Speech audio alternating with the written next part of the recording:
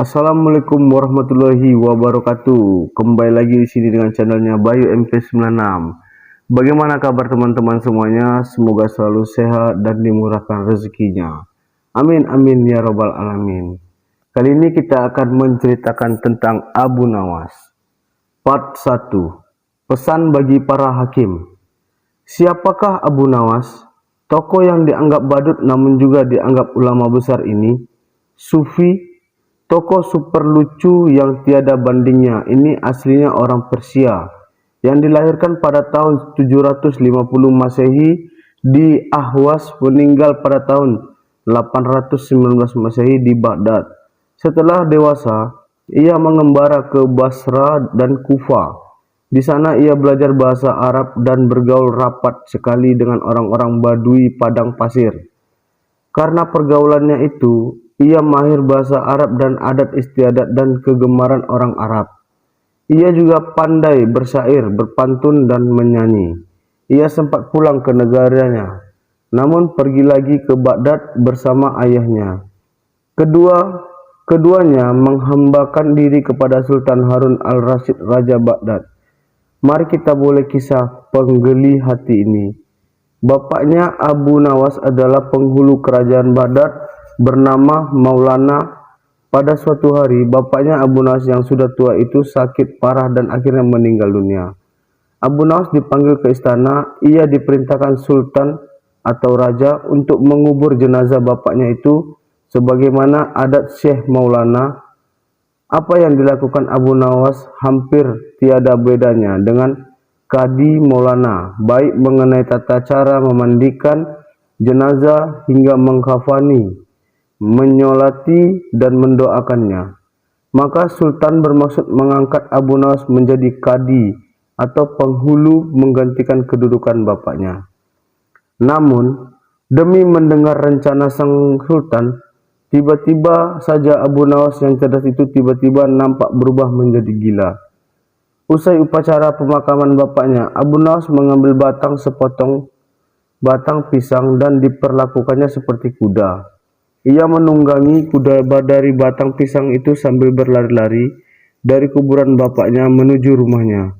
Orang yang melihat menjadi terheran-heran dibuatnya. Pada hari yang lain, ia mengajak anak-anak kecil dalam jumlah yang cukup banyak untuk pergi ke makam bapaknya. Dan di atas makam bapaknya itu, ia mengajak anak-anak bermain rebana dan bersuka cita. Kini semua orang semakin heran atas kelakuan Abu Nawas itu. Mereka menganggap Abu Nawas sudah menjadi gila karena ditinggal mati oleh bapaknya. Pada suatu hari, ada beberapa orang utusan dari Sultan Harun al-Rasyid datang menemui Abu Nawas. "Hai Abu Nawas, kau dipanggil Sultan untuk menghadap ke istana," kata wazir utusan Sultan. "Buat apa Sultan memanggilku? Aku tidak ada keperluan dengannya," jawab Abu Nawas dengan entengnya seperti tanpa beban. "Hai Abu Nawas, kau tidak boleh berkata seperti itu kepada rajamu." "Hai wazir, kau jangan banyak cakap.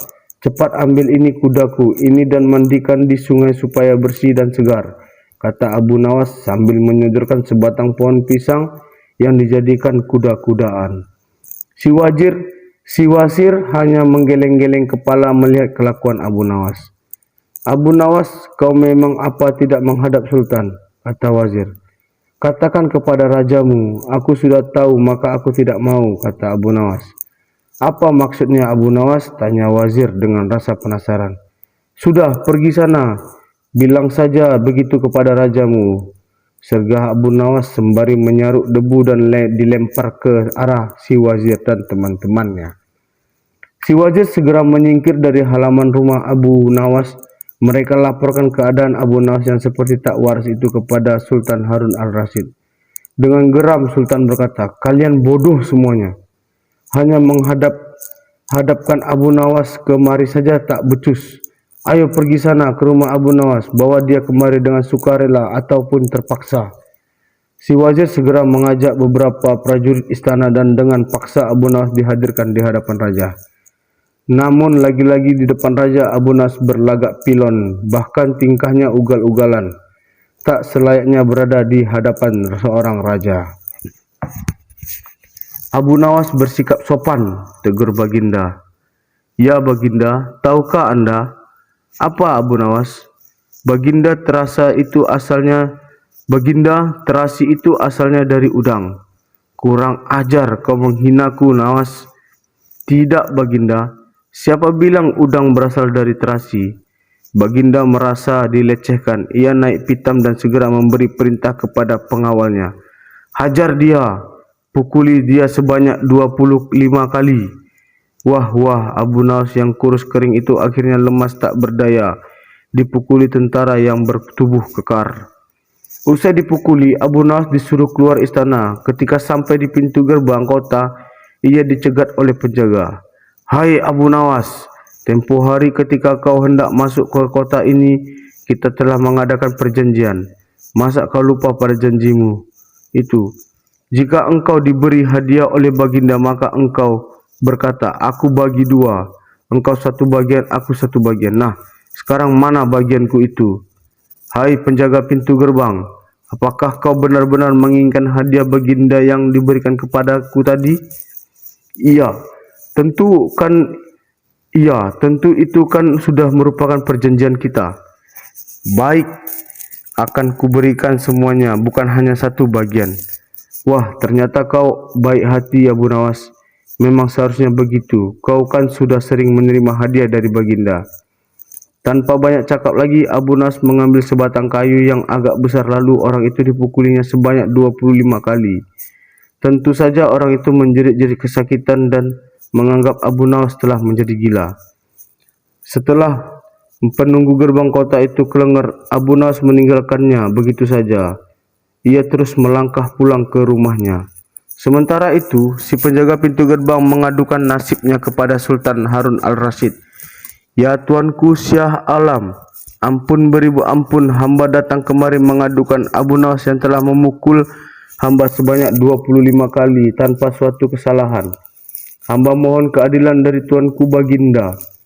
Baginda segera memerintahkan pengawal untuk memanggil Abu Nawas. Setelah Abu Nawas berada di hadapan Baginda, ia ditanya, Hai Abu Nawas, benarkah kau telah memukuli penunggu pintu gerbang kota ini sebanyak 25 kali pukulan? Berkata Abu Nawas, ampun tuanku, hamba melakukannya karena sudah sepatutnya dia menerima pukulan itu. Apa maksudmu? Coba kau jelaskan musababnya kau memukuli orang itu, tanya Baginda. Tuanku, kata Abu Nawas, hamba dan penunggu pintu gerbang ini telah mengadakan perjanjian bahwa jika hamba diberi hadiah oleh Baginda, maka hadiah tersebut akan dibagi dua. Satu bagian untuknya, satu bagian untukku. Nah, pagi tadi hamba menerima hadiah 25 kali pukulan, maka saya berikan pula hadiah 25 kali pukulan kepadanya. Hai penunggu pintu gerbang, benarkah kau telah mengadakan perjanjian seperti itu dengan Abu Nawas? Tanya Baginda. Benar tuanku, jawab penunggu pintu gerbang. Tapi hamba tidak mengira jika Baginda memberikan hadiah pukulan. Hahaha.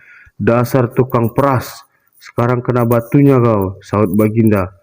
Abu Nawas tiada bersalah, bahkan sekarang aku tahu bahwa penjaga pintu gerbang kota Baghdad adalah orang yang suka narget, suka memeras orang. Kalau kau tidak berubah kelakuan burukmu itu, sungguh aku akan memecatmu dan menghukummu. Ampun tuanku, sahut penjaga pintu gerbang dengan gemetar. Abu Nawas berkata, Tuanku, hamba sudah lelah, sudah mau istirahat. Tiba-tiba diwajibkan hadir di tempat ini, padahal hamba tiada bersalah. Hamba mohon ganti rugi, sebab jatah waktu istirahat hamba sudah hilang karena panggilan tuanku. Padahal besok hamba harus mencari nafkah untuk keluarga hamba.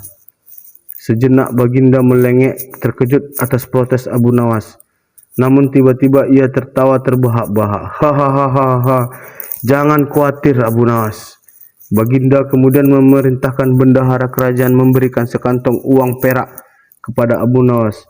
Abu Nawas pun pulang dengan hati gembira. Tetapi sesampai di rumah, Abu Nawas masih bersikap aneh dan bahkan semakin menyentrik seperti orang gila sesungguhnya. Pada suatu hari, Raja Harun al-Rasyid mengadakan rapat dengan para menterinya. Apakah pendapat kalian mengenai Abu Nawas yang hendak kuangkat sebagai kadi? Wazir atau Perdana Menteri berkata, Melihat keadaan Abu Nawas yang semakin parah otaknya, maka sebaiknya tuanku mengangkat orang lain saja menjadi kadi. Menteri-menteri yang lain juga mengutarakan pendapat yang sama. Tuanku, Abu Nawas telah menjadi gila, karena itu dia tak layak menjadi kadi. Baiklah, kita tunggu dulu sampai 21 hari, karena bapaknya baru saja meninggal. Jika tidak sembuh-sembuh juga, bolehlah kita mencari kadi yang lain saja. Setelah lewat 1 bulan, Abu Nawas masih dianggap gila, maka Sultan Harun al-Rasyid mengangkat orang lain menjadi kadi atau penghulu kerajaan Baghdad. Konon dalam suatu pertemuan besar, ada seorang bernama Polan yang sejak lama berambisi menjadi kadi. Ia mempengaruhi orang-orang di sekitar baginda untuk menyetujui jika ia diangkat menjadi kadi. Maka tak kala ia mengajukan dirinya menjadi kadi kepada baginda, maka dengan mudah baginda menyetujuinya. Begitu mendengar Polan diangkat menjadi kadi, maka Abu Nawas mengucapkan syukur kepada Tuhan. Alhamdulillah, aku telah terlepas dari bala yang mengerikan. Tapi sayang sekali, kenapa harus Polan yang menjadi kadi? Kenapa tidak yang lain saja? Mengapa Abu Nawas bersikap seperti orang gila? Ceritanya begini. Pada suatu hari ketika ayahnya sakit parah dan hendak meninggal dunia, ia memanggil Abu Nawas untuk menghadap. Abu Nawas pun datang mendapati bapaknya yang sudah lemah lunglai. Berkata bapaknya, "Hai anakku, aku sudah hampir mati sekarang, ciumlah telinga kanan dan telinga kiriku." Abu Nawas segera menuruti permintaan terakhir bapaknya. Ia mencium telinga kanan bapaknya, ternyata berbau harum, sedangkan yang sebelah kiri sangat berbau busuk. "Bagaimana anakku, sudah kau cium?" "Benar bapak, ceritakan dengan sejujurnya bau kedua telingaku ini." "Aduh pak, sungguh mengherankan, telinga bapak yang sebelah kanan berbau harum sekali, tapi yang sebelah kiri kok baunya amat busuk." "Hai anakku Abu Nawas, tahukah apa sebabnya bisa terjadi begini?" "Wahai bapakku, cobalah ceritakan kepada anakmu ini."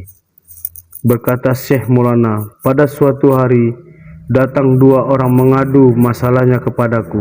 Yang seorang aku dengarkan keluhannya, tapi yang seorang lagi karena aku tak suka, maka tak ku dengarkan pengaduannya ini. Inilah resiko menjadi kadi atau penghulu. Jika kelak kau suka menjadi kadi, maka kau akan mengalami hal yang sama. Namun jika kau tak suka menjadi kadi, maka buatlah alasan yang masuk akal agar kau tidak dipilih sebagai kadi oleh Sultan Harun al-Rasyid. Tapi tak bisa tidak, Sultan Harun al-Rasyid pastilah tetap memilihmu sebagai kadi." Nah, itulah sebab Abu Nawas pura-pura menjadi gila, hanya untuk menghindari diri agar tidak diangkat menjadi kadi. Seorang kadi atau penghulu pada masa itu kedudukannya seperti hakim yang memutuskan suatu perkara. Walaupun Abu Nawas tidak menjadi kadi, namun dia sering diajak konsultasi oleh sang raja untuk memutuskan suatu perkara. Bahkan ia kerap kali diperiksa atau dipaksa datang ke istana hanya sekedar untuk menjadi pertanyaan baginda raja yang aneh-aneh dan tidak masuk akal. Sekian, terima kasih. Jangan lupa senyum hari ini. Terima kasih.